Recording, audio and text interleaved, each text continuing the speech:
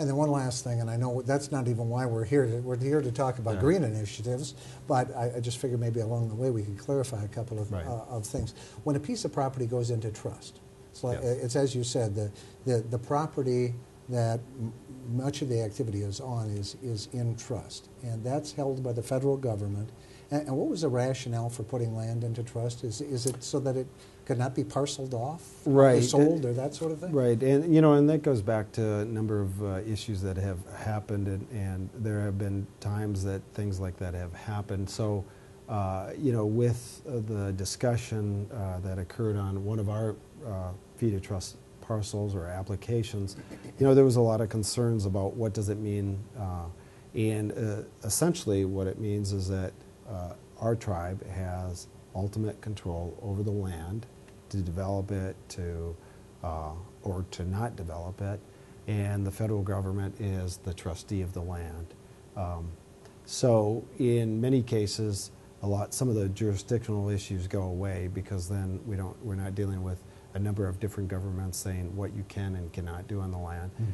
But ultimately, federal law dictates on the areas of clean water, clean air, and a number of those other laws that are out there. So, but on the other hand, you can't dispose of the land, right? It's held in trust for you. That is correct. Okay, and I know that despite the fact that you don't have to do many of these things like comprehensive planning, or like some of the local and state laws, etc., you guys have, for example, when you've got a subdivision coming up, you've come over here and said, hey, this is what we're thinking about doing. How can this integrate with your trail system or parks, etc.? And that's very similar to last June we came out to the city of Prior Lake and to the city council to say, these are some of the things that we're thinking about with a parcel of land. You know, right now we tend to always continue to work on some new projects and new ventures out there and share that information because we do not want to operate in a vacuum, but we also want to be able to let people know what's going on, and that's really why I'm here today. Great. Well, it's a great transition, Bill. Thanks so much for tolerating some of these off-topic questions. SMSC has a great reputation for being stewards of our environment.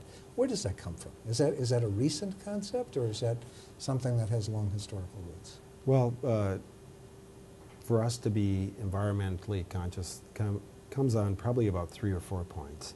First point is that it's the nature of the Dakota people, that, you know, they look at things over a number of generations. The term looking at things for 7 generations is a very common phrase that is in Indian country, and it means that you look beyond you know, just one generation. And a good point that I just recently heard was that we do not receive the land from our parents, but we inherit it from our children. Does that make sense? Okay. And you know, the other aspect is this tribe is not going anywhere. Years ago they were nomadic. Nowadays tribes are stationary and are located in one particular area. So you know, so there's a couple of things. I mean, we want to leave the land the same way that it was given to us by the generations before. We don't want to provide anything that would cause issues with the children or grandchildren, and it's just really a good sound belief that most agencies, organizations, communities should all have. So. Okay. Why don't we get into some specifics of the many things that you're doing, and probably one of the most obvious, maybe aside from the wastewater plant, is the wind turbine, which is a fairly recent item on the horizon, literally, I guess. Right. Tell us a little bit about, is it 38 stories tall? Is that what I heard? It is 38 stories tall, and it is one of those things that you can see from the intersection of County Road 5 and 42 in the city of Burnsville. So you do have your silhouette out there. It's a 1.5 megawatt wind turbine, and it was constructed in October last year. And the base itself is 6 feet to 8 feet deep and about 64 feet square. So quite a bit of concrete was poured before. That's all concrete is what you just talked about? Yes. Wow. One huge And that's because of wind massive shear? slab. Yes, to essentially keep the wind turbine from tipping over or doing anything. The wind turbine itself was constructed or built in China, shipped over, and we began installation in the first week of October and had it operational and commissioned probably mid-October. It runs about 30 to 35% of the time. Our area is marginal in wind and wind resources. And one of the things that we wanted to show not only to the citizens of Prior Lake, but to a lot of people is that you can build one of these things in marginal wind conditions and provide power. And by the way, this electricity that's produced is provided to the Minnesota Valley, and they are meter it at a substation nearby. So it goes back into the grid then? Goes back into the grid. Okay. And is there an objective you'd like to achieve with that, or is it more for demonstration, or a little? You know, I mean, first of all, it does power, you know, a good portion of the energy load that the tribe has.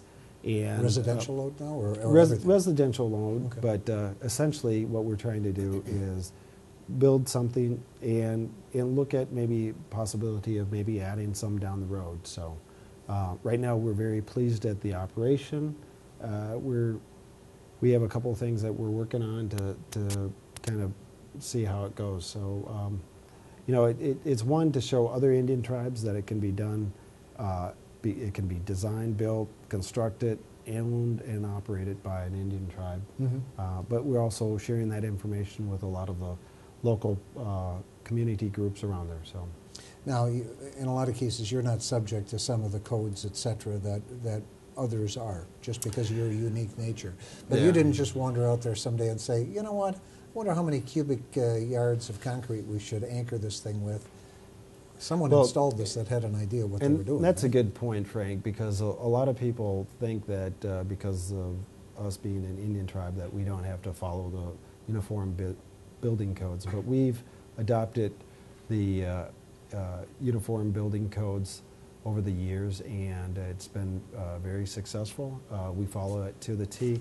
We also employ a consulting firm that oversees all of our safety operations, and we have absolutely no issues in the safety as well as in the constructability or buildability of many of our projects, to include the wind turbine.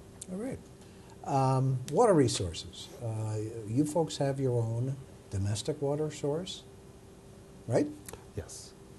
You know, the water resources have been kind of an ongoing project since probably about 1987. Back then, we just had a few small wells, and in 1987, we built the first water tower. Currently, we have 3 water towers on our reservation. We have an interconnect. One of the key agreements that was placed into position probably about 4 or 5 years ago between the city of Prior Lake and the tribe, which allows us, if we need water on an emergency basis, to get it from the city of Prior Lake or the city of Prior Lake. And many of the people probably still remember the drought conditions. This is one of those things that came out from the discussions on the drought. We have a number of water treatment facilities, and we actually treat our water to a different standard than some of the cities, mainly because of the fact that our water goes into our wastewater treatment facility, and that has some criteria, so we've changed some things around. Interesting. And now we have a water treatment plant as well, and of course all of our, well, most of our water goes through there, but that interconnection is an important consideration to assist one another.